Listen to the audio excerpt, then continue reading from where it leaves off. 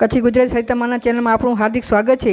આજે સોજીની પૂરી બનાવતી હતી તો મોડું થઈ ગયું કે હવે શેનું શાક બનાવવું, તો 2 બટેકા બાફેલા પડ્યા હતા, સવારના બટેકા પૌવા બનાવ્યા હતા, તો ફટાફટ આ જ કઢાઈમાં જેમાં પૂરી તળી એ જ કઢાઈમાં આપણે શાક બનાવી નાખશું। તો તેલ ગરમ થઈ ગયું છે, એમાં રાઈ અને જીરું નાખી લીમડાના પાન નાખી દીધા છે, વઘારમાં એક મરચું નાખી દીધું છે અને એને આપણે સાતળી લેશું અને એક ટમેટું અંદર કટ કરીને નાખી દીધું છે। આ ફટાફટ 5 મિનિટની અંદર શાક બની જાય છે અને મસ્ત બને છે।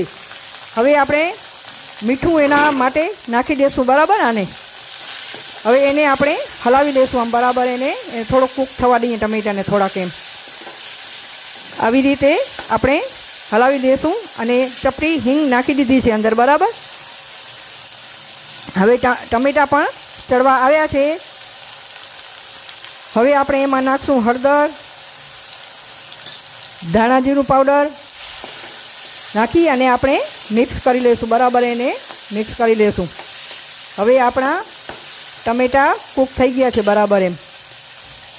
હવે આ કટ કરેલા 2 બાફેલા બટેકા હતા તે અંદર આપણે એડ કરી લઈએ ને એમાં આપણે સ્વાદ પ્રમાણે મીઠું નાખશું બરાબર આમાં બટેકામાં ને એને મિક્સ કરી લઈએ આવી રીતે આમ।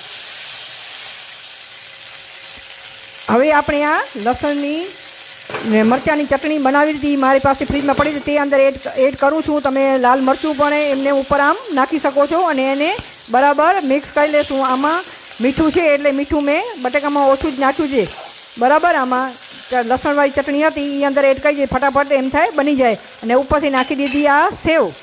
તો હવે આપણે મિક્સ કરી લઈએ ને ફટાફટ આ બની જાય છે શાક। આ શાક બની ગયું છે। હવે ગેસની ફ્લેમ આપણે બંધ કરી દેશું ને ટેસ્ટમાં બહુ જ સરસ થાય છે। આપણું તૈયાર છે હવે સેવ ટમેટાનું શાક બનીને તૈયાર। તમને મારી રેસીપી ગમે તો લાઈક કરજો, શેર કરજો, કોમેન્ટ કરજો અને મારા ચેનલને જરૂરથી સબસ્ક્રાઈબ કરજો। આભાર। ટેસ્ટમાં બહુ સરસ થાય છે।